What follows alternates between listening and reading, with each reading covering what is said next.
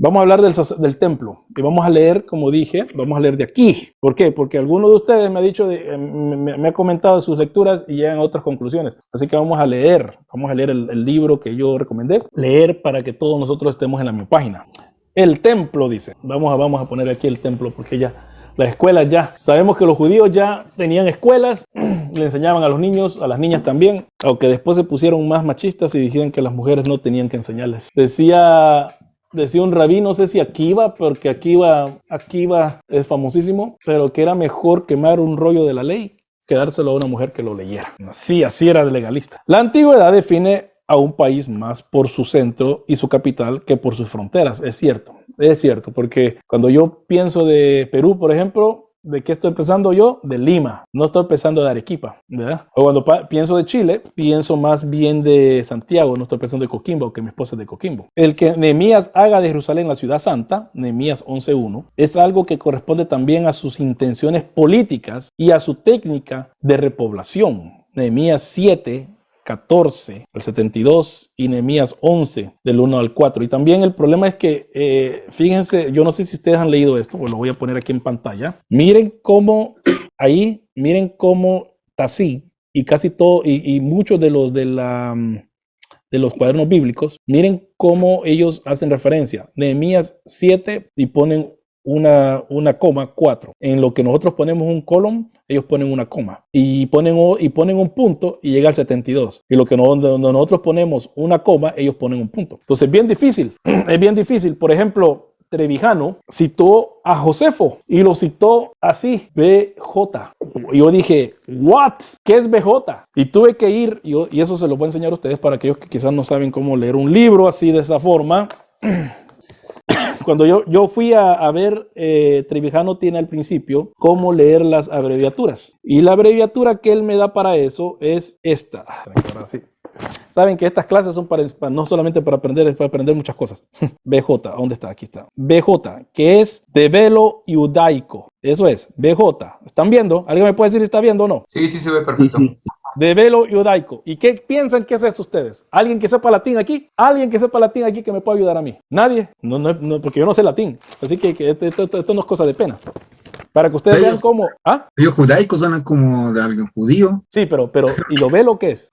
No sé. Bonito judío, ¿va? No. Bonito judío. Esta cosa. Velo judaico. Eso quiere decir guerra a los judíos. Como bélico. Exacto. De ahí viene esa palabra. Ahora, ya hemos visto cómo se dicen cómo Josefo, diferentes fuentes se refieren a Josefo en diferentes formas. Encontré otra forma diferente. Por eso es que tenemos que leer también cuando es bueno leerse las abreviaturas del libro, porque yo tengo que saber, yo le estoy enseñando la clase a ustedes, yo tengo que saber, bueno, ¿dónde está esta cita? Exactamente. No me voy a poner a decirle a ustedes cómo se llama cosas que no son. O sea, eso es para que ustedes sepan, porque alguno de ustedes va a leer Trevijano y no van a entender lo que dice. Porque está citando no a una fuente español, está citando a una fuente en latín, ¿verdad? Y también los cuadernos bíblicos en España tienen otra forma de citar los textos bíblicos. Por eso les digo, es una gran confusión. Saberse todas esas cosas toma tiempo y toma también ejercicio. Uno lo tiene que estar haciendo todo el tiempo. Dice, y es algo que corresponde también a sus intenciones políticas y a su técnica de repoblación. Nehemías 7, capítulo 7, versículo 4, versículo 72, capítulo 11, versículo 1 al 4. Que es corriente en aquella época, pero la mayor parte de las veces es el santuario el que se centra la vida de una ciudad. Ver Isaías 60. CF, que es sin referencia. El que hace brillar su fama. Desde la laboriosa reconstrucción en el año 515, sus profanaciones en los años 167 y 63. Y ustedes ya estudiaron ya esto. ¿Qué pasó en el 167? Se fue, de Antíoco fue ese. Antíoco. ¿Y en el 63 qué pasó? ¿Quiénes tomaron control de 63 antes de Cristo? La conquista de los romanos. Exacto. Y no fue tanto una conquista, sino fue una... no aguantó Aristóbulo y se fue. Si es que no me acuerdo el nombre de él ahorita. No aguantó el que era supuestamente el rey de los judíos. Por último llegó Pompeyo. Te vas. Entonces, ahí profanaron 2 veces el templo. Vean, las 2 veces que profanaron el templo. Hasta su transformación por Herodes y destrucción en el año 70 después de Cristo. El templo de Jerusalén conoció muchas vicisitudes. Además, la unicidad del lugar de culto que exigía la reforma deuteronómica sigue siendo teórica. La colonia judía de Elefantina, al sur de Egipto, había dedicado su santuario al dios Yahó. Eso ya ven, esto ya lo hablamos, al dios Yahó. Según Flavio Josefo, el sacerdote Onías IV, al huir del partido pro-helenista de Jerusalén, que ya lo leímos con detalle, por eso le digo, ahora leer esto, cuando si ustedes le agarran este libro y lo leen, les va a gustar, porque este libro solo da pinceladas, pero cuando ustedes ya lean, esto ya lo leímos, esto ya lo vimos. Según Flavio Josefo, el sacerdote Onías IV, al huir del partido pro-helenista de Jerusalén, y eran los sacerdotes, recuerden, los sacerdotes no los que eran pro-helenistas, fundó un templo en la región del delta del Nilo en tiempos de Ptolomeo VI, entre el año 181 y 145 a.C. En el santuario de Leontópolis, aquí está la otra cosa, hermana Marta, Leontópolis, al que quizás aluda Isaías 19, 18, capítulo 19, versículo 18. Pero Judea parece haber mostrado, o sea, que había uno en Elefantina, recordemos, había uno, el de Yahó era el de Elefantina, había un santuario en Elefantina, esto ya lo hemos hablado antes, por eso que, y había también en Leontópolis, que no me acordaba cómo se decía eso, Leontópolis, había otro, estos son los exiliados de Jeremías que hacen ¿cómo se llama este templo? Este es Onías IV que hace este. ¿Cuántos santuarios? Está el de Jerezim y está Jerusalén. Hay 4 santuarios. Recordemos eso lo tenemos que tener bien. Leontópolis,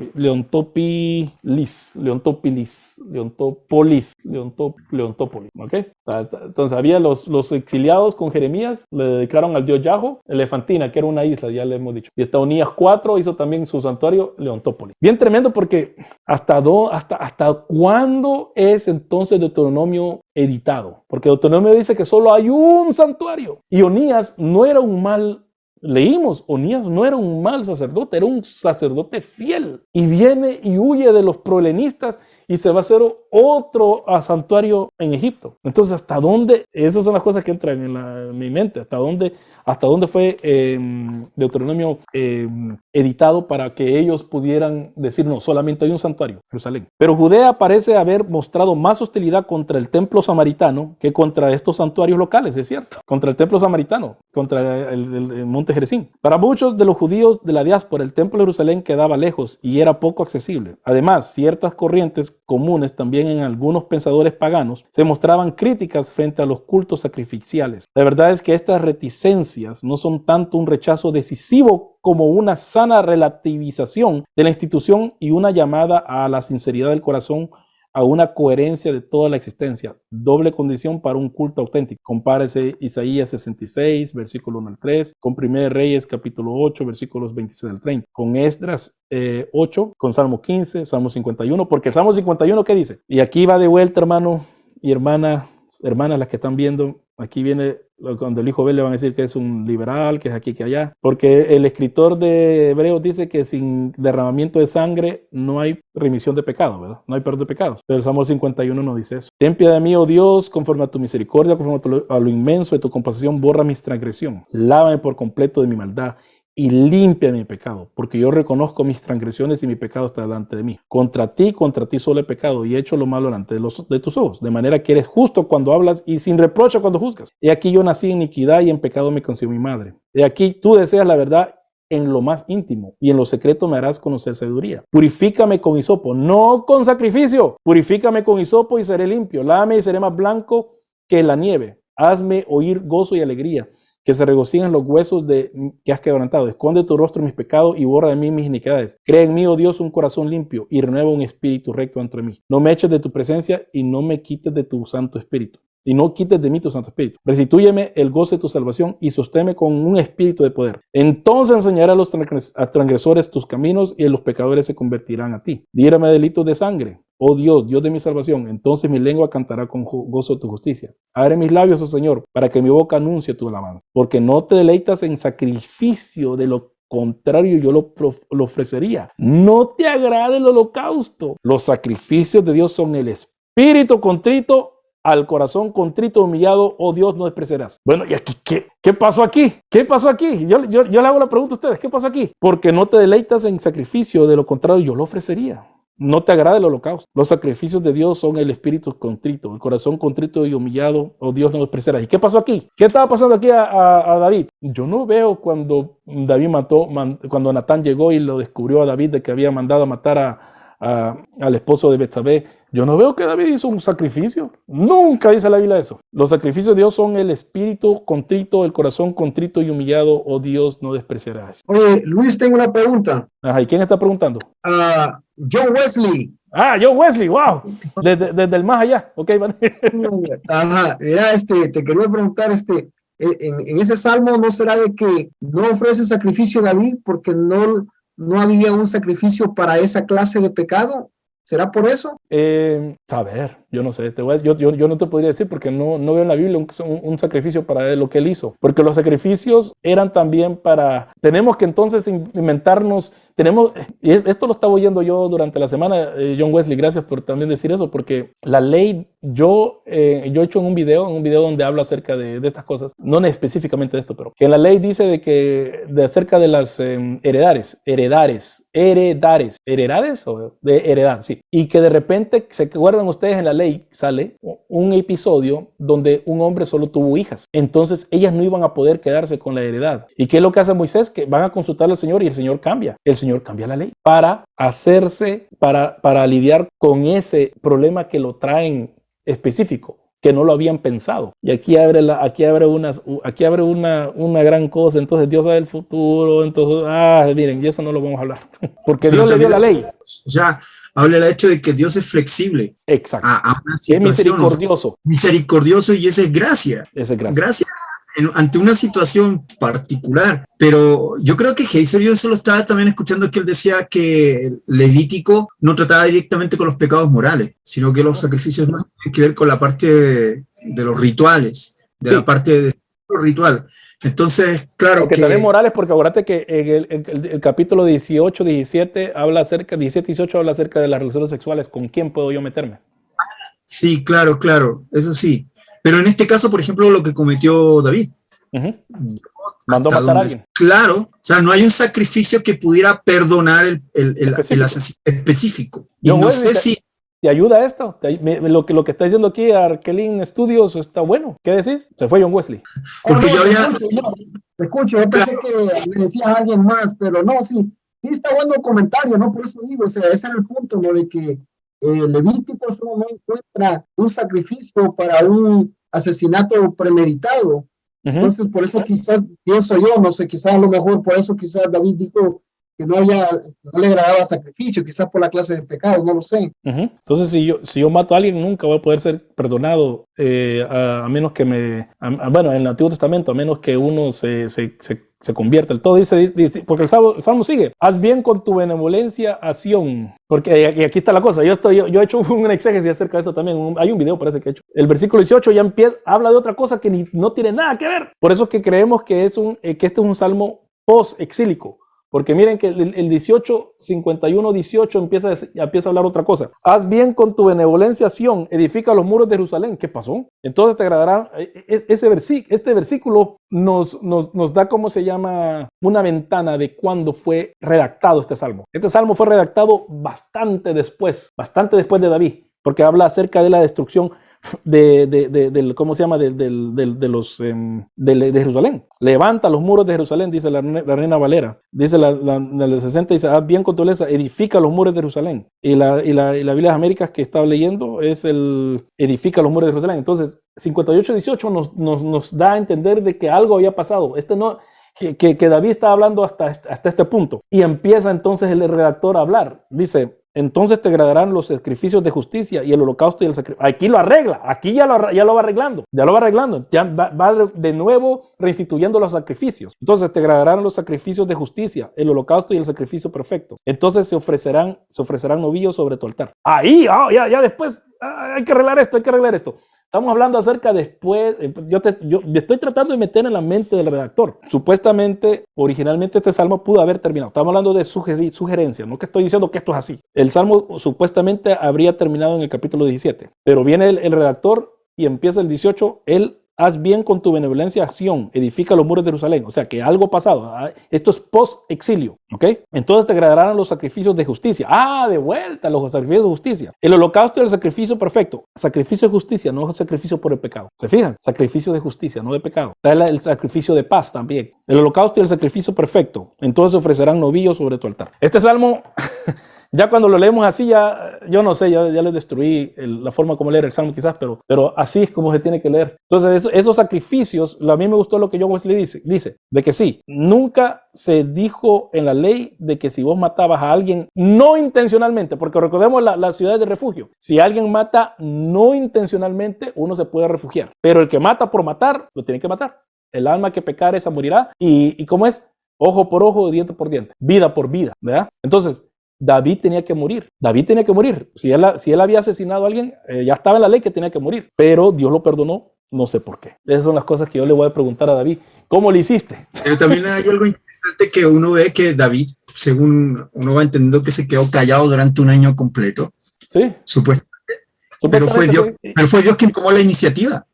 Dios tomó la iniciativa, exacto. Dios. Eso dice mucho también de Dios con respecto a nuestro pecado. O sea, es Dios quien siempre toma la iniciativa para que procedamos al arrepentimiento, confrontación y arrepentimiento. Y me llama mucho la atención que en ese pasaje lo que dice Dios a través de Natán es que, cuando David reconoce su pecado, dice, tu pecado ha sido remitido. Sí, pero cuando él se humilla. O sea, cuando hay una actitud de humillación y de reconocimiento de que hizo mal, se pecó contra Dios primeramente. Entonces, y esto entra a la cosa del templo. Él no tuvo que ir al templo a pedir perdón, no tuvo que ir al tabernáculo a pedir perdón, no tuvo que ir a dar un sacrificio para pedir perdón. Entonces, eso entra en conflicto con todo lo que nosotros nos han enseñado. Cuando leemos en la Biblia más así, bueno, voy a apurarme porque dice, en todo caso, no hay recelo alguno contra el templo ni en Palestina, según Eclesiásticos 7, 29 al 31, y como tienen el libro, ustedes pueden volver, y el 50 del 1 al 21, ni en la diáspora. Anteriormente en la página 13. Los dispersos piensan en el santuario, Tobías 1, versículo 4 al 7. Rezan, que creo que esto es un católico, rezan volviéndose hacia Jerusalén, que lo hemos hablado y que la hermana Marta y otras personas me ayudaron a mí. En Primera Reyes 8, 44 al 48, Primera Reyes 8. Y el mismo ritmo de la oración diaria, personal o sinagogal, parece estar calcada en los ritos del templo. Eso está en Judith 9, versículo 1. Por eso es bueno leer todos los libros apócrifos, ¿no? O los deuterocanónicos, es que uno entiende más esto, ¿verdad? Primer fruto de la insurrección macabea, la purificación del templo en el año 164, se convierte en objeto de una nueva fiesta, la Hanukkah, le dicen. Primera Macabeos, capítulo 4, versículo 36 al 59, y también en Segunda Macabeos, capítulo 1, versículo 1 al 9. E incluso los esenios que probablemente en tiempos de Jonatán Macabeo se habían retirado a Qumran, no rechazan el principio del templo. Solo opinan, y esto es bien importante, solo opinan que está manchado por un sacerdocio ilegítimo e impío regulado por un calendario herético, que eso lo vamos hasta el final, el calendario lo vamos a ver hasta el final. Mi papá y yo tuvimos un pequeño intercambio de aquellos que me siguen. Efraín Jovel es mi papá, F. se pone, que estábamos celebrando tal año, pone mi papá. Y yo digo, no, le dije yo le digo a mi papá, no, papá, no es el, porque Yom Kippur, por el año nuevo judío. Y mi papá, como le digo, es un poco más sionista que yo, y tengo que tener cuidado con lo que digo en los videos, porque mi papá parece que lo está viendo, así que disculpe, papá, que lo saca a relucir. Pero mi papá puso eso. No, es que le dije yo, el calendario, depende de qué calendario sigue. Así que, una vez más, me disculpo a mi papá, porque depende que lo saco a las pláticas. Uno de sus escritos, El rollo del templo, abunda en detalles sobre el culto para el día en que quede purificado el santuario. Y eso es lo que yo dije también. Yo tengo problemas. Yo, si hubiera sido de esos tiempos, yo hubiera sido un esenio quizás, porque acuérdense, Onías fue el último legítimo sacerdote de la línea de Aarón. De ahí todos eran puestos por los seleuceos o eran puestos por los romanos. Yo hubiera sido uno de estos. Yo no hubiera aceptado el sacerdocio de todos los que siguieron. Caifás y Ananías, toda esta gente, yo no me los tragara. El templo era una institución legítima, pero el sacerdocio ya no, porque no eran. Onías fue el último que fue el sacerdocio de parte de Aarón. Entre tanto, los qumranitas mantienen una especie de liturgia provisional por medio de las estructuras mismas de su comunidad y sus banquetes religiosos. Sí, o sea que ellos vivían y ellos tenían sacrificios que representaban lo que pasaba en Jerusalén. O sea, por eso les digo, eso del concepto de que nosotros somos el templo del Espíritu Santo o el templo de Dios, no es solamente de los judíos, de Jesús y sus seguidores. Jesús, habían 4 templos, ya hemos leído aquí de Tacín nos dice, y ya lo he dicho también antes, de que el problema era con el templo de los samaritanos, no era tanto con el problema de Elefantina y de Leotópolis. Ellos no tenían tanto problema con eso, pero sí con el de Gerizim. Bueno, uno. Segundo, los esenios al no aceptar el templo de Jerusalén, no porque el templo sea malo, sino porque el sacerdocio era ilegítimo. Entonces ellos se van al desierto y se proclaman ellos que son el templo de Dios. Vino Jesús y de ahí Jesús sí de plano le ganó a todos. Dice, yo soy el templo, no ustedes. Y después de eso viene de que nosotros somos la iglesia, somos el templo y morada del Espíritu Santo. O sea que ese concepto del templo, ¿se fijan cómo va evolucionando? Entonces, miren, lo que ahora nosotros tenemos, eso es lo que Dios quería siempre en Éxodo. ¿Se acuerda? En eso, si no me equivoco, fue cuando el Señor empezaron a hablar en lenguas todos, que también empezaron a profetizar. Mejor dicho, no hablar en lenguas, pero a profetizar. Y dijo Josué, mira, también está profetizando esto. ¿Sí? ¿Qué le dice Moisés? Quisiera que todo el pueblo profetizara. De ahí viene todo eso. Pero ya ven, pero hay gente que dice que no hay más profecía, o sea, que son en contra de Jesús, en contra de Moisés, todos estos que se oponen a todo esto. Por eso Pablo después dice, ¿cómo se llama el capítulo 14 de 1 Corintios? No impidáis profetizar, porque eso viene, ese modo de pensar viene del Antiguo Testamento, que quieren que todos puedan profetizar, que todos puedan hablar en lenguas. Por tanto, hermanos míos, anhelad el profetizar y no prohibáis hablar en lenguas. Bueno, pero eso ya pasó. ¿Dónde pasó? Bueno, en fin, ese es otro tema que también ya hablamos. No es este el lugar para insistir en las 3 fiestas anuales que atraen a los peregrinos a Jerusalén. Eso está en Cuaderno Bíblico, hasta se hacen propaganda yo solo, va Cuaderno Bíblico 27. Fue por esta época cuando la fiesta de las semanas tomó el nombre de Pentecostés. En esta época, ya en la época helenista, Pentecostés no se le llamaba así antes de la época de helenista. Tobías 2:1 y 2 Macabeos 12, versículo 31 y 32. Y se enriqueció en determinados grupos con el recuerdo del don de la ley y de la alianza. Y a mí me cae mal que le digan eso, del pacto, ¿no? En el Sinaí. Además de la institución de la Hanukkah, recordemos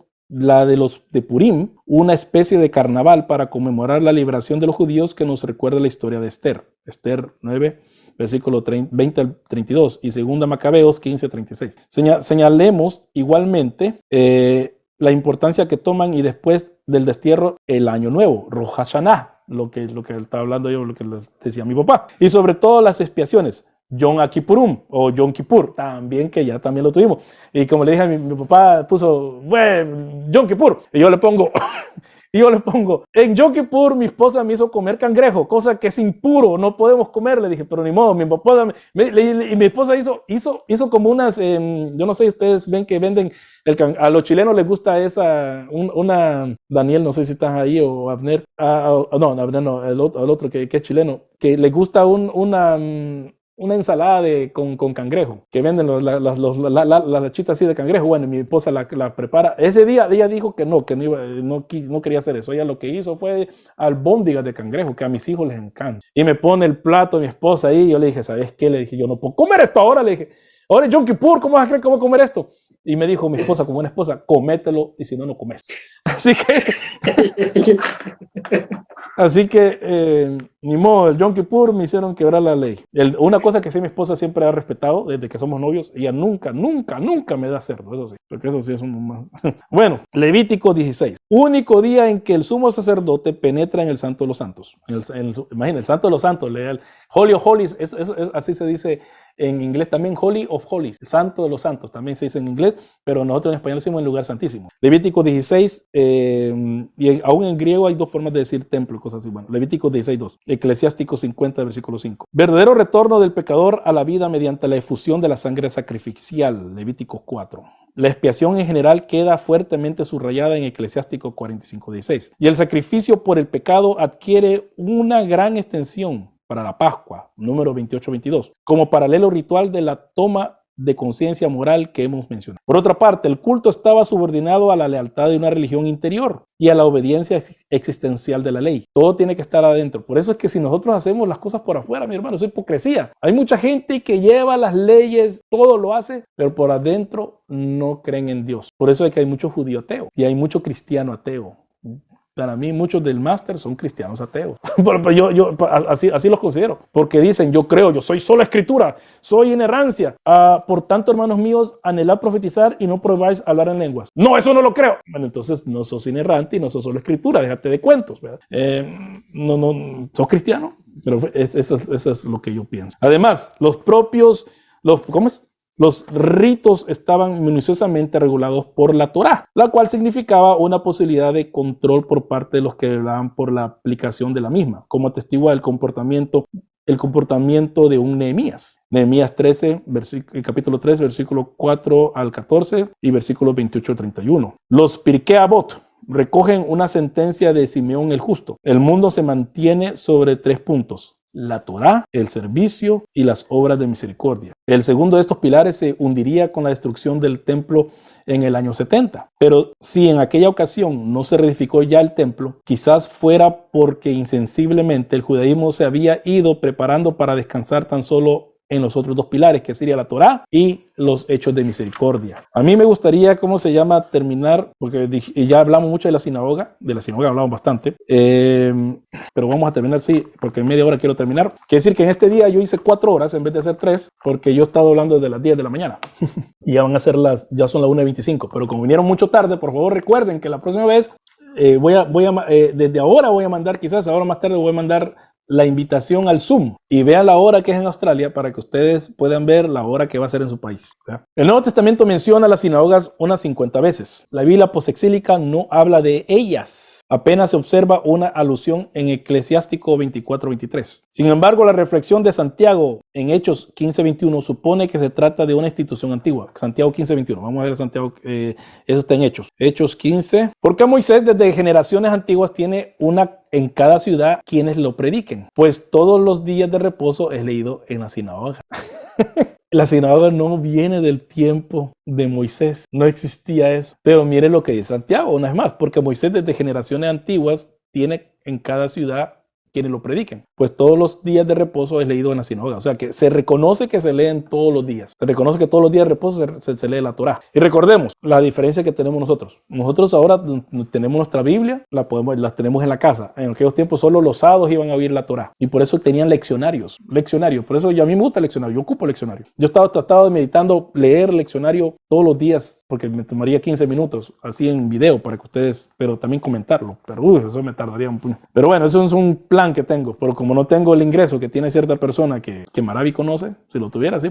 Por eso es que él hizo eso por un año, leyó toda la Biblia, pero claro, pues eso necesita tiempo. Sin embargo, dice, Flavio Josefo y la tradición rabínica hacen remontar su origen a Moisés e incluso a la época de los patriarcas, imagínense, hasta los patriarcas tenían sinagogas, que son exagerados por eso hay que leer a veces Josefo con mucho cuidado. La primera huella material que tenemos de una sinagoga consiste en una inscripción del barrio Shedía, en los alrededores de Alejandría, fechada a la mitad del siglo III a.C. De hecho, los comienzos de la sinagoga no están ligados a ningún acontecimiento concreto y hemos de pensar en ciertas reuniones celebradas antes de imaginarnos un edificio para ello. Según John Bright, que es un evangélico, ya se murió, ya en los tiempos preexílicos se reunían algunos grupos para escuchar la instrucción de los levitas, mientras que los profetas atraían a círculos de discípulos. Pero tradicionalmente y con razón se subraya la importancia del destierro babilonio como cuna de semejantes reuniones para mantener la cohesión religiosa de los deportados. El Targum interpretaba Ezequiel 11:16, yo he sido para ellos un santuario,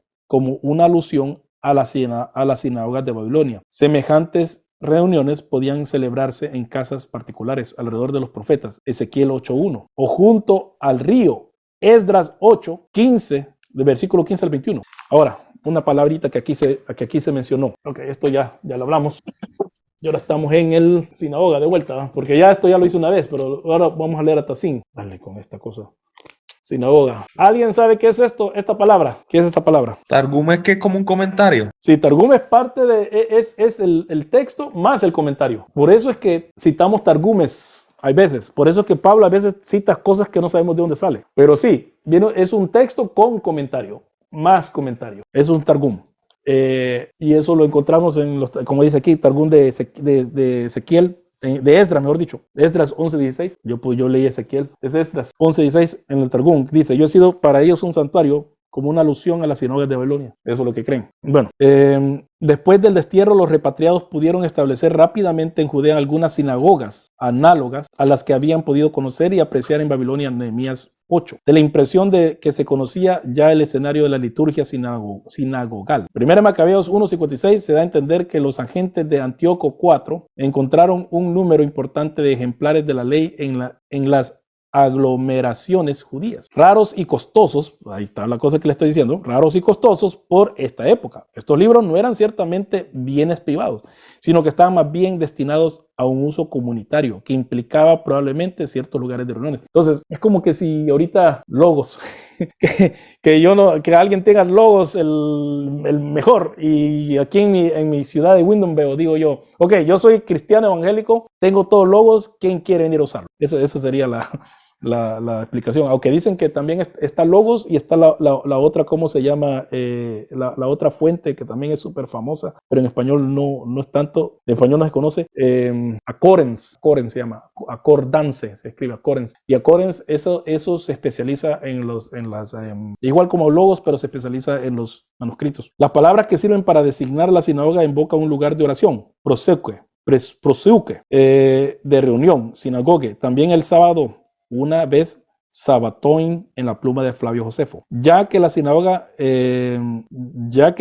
tuvo que contar mucho para la regularidad de la observancia de este día santo. La lectura de la Torá era el elemento central de la reunión. La predicación explicaba, exhortaba, teniendo como primer elemento la interpretación de la Torá, la lectura de un pasaje de los profetas puesto en paralelismo. Por eso el leccionario son así, miren, hermano. Si ustedes nunca han sabido qué es un leccionario, el leccionario cristiano tiene que ver, son de 4 lecturas. La primera lectura es Antiguo Testamento, Salmos, Nuevo Testamento y Evangelio. Y ahí es donde todos nos paramos. Entonces, el Antiguo Testamento puede ser cualquier cosa del Antiguo Testamento. Cualquier cosa, Torá, profetas, pero el Salmo siempre está ahí. Siempre. Los Salmos usualmente los leemos.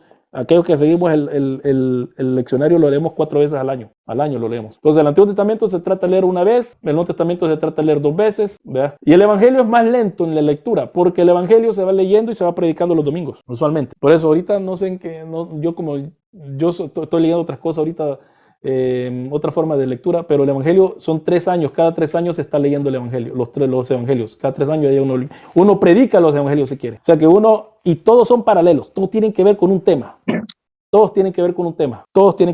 por eso es bueno, yo trato de hacer esto en mi iglesia.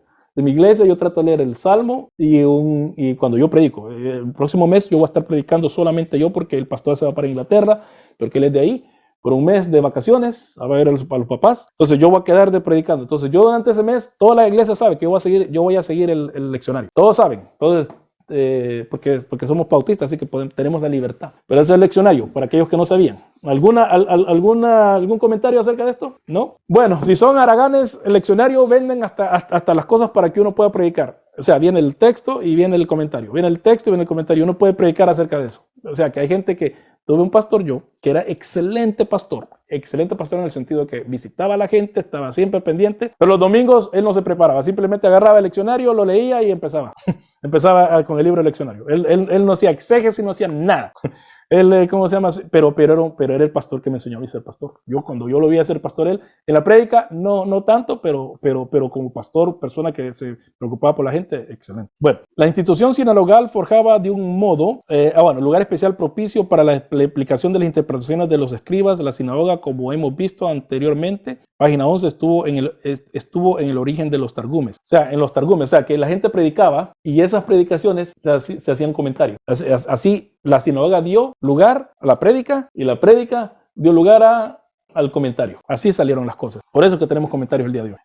La institución sinagogal forjaba de un modo particular la unidad de los miembros de las diásporas, asegurándoles un lugar público de expresión de su fe, de educación en la ley y en las prácticas judías. La versión griega de la Biblia de los 70, la Septuaginta, responde a su vez en su origen a las necesidades de las sinagogas de la colonia judía alejandrina. Y acuérdense, esto lo he estado mencionando bastante. Bueno, les voy a hacer la pregunta a ustedes. Tanto lo he mencionado, a ver si ustedes se han fijado. Después de Judea, después de Jerusalén, ¿cuál es la colonia judía más importante en el mundo greco-romano?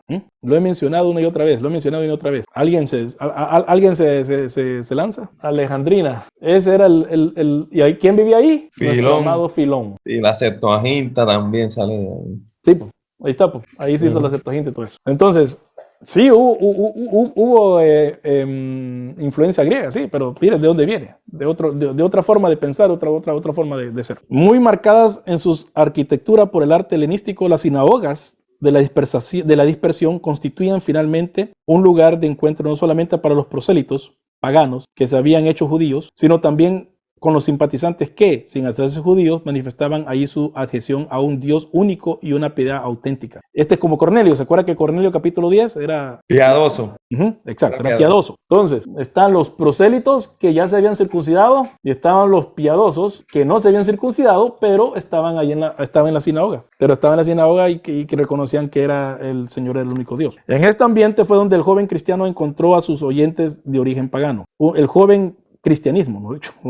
Hechos 13, Hechos 14, ahí es donde vemos esa cosa. Sea cual fuera la época en que se sitúen los comienzos de la sinagoga, esto no fue jamás un rival del templo. El único lugar en que se desarrollaba el culto, en el sentido antiguo de la palabra, pero con la sinagoga, era el único lugar donde se desarrollaba el culto en el sentido de la palabra, antiguo de la palabra, pero con la sinagoga, lugar en donde se escuchaba la ley y donde se oraba tras escucharla, su lectura, el centro de interés de la comunidad se desplazaba insensiblemente. Se preparaba ya la existencia futura de un judaísmo despojado de su templo. Por eso, sí, les dolió que ya no tenían el templo, pero tenían la sinagoga. Y la sinagoga, ahí es donde estaba la Torá. Entonces, se dejaron de ser templarios, ¿va? Para aquellos que juegan Assassin's Creed, dejaron de ser templarios a ser bibliocentros. No, pero es que no está, bueno, la palabra bibliocéntricos. Dejaron de ser templarios a ser bibliocéntricos.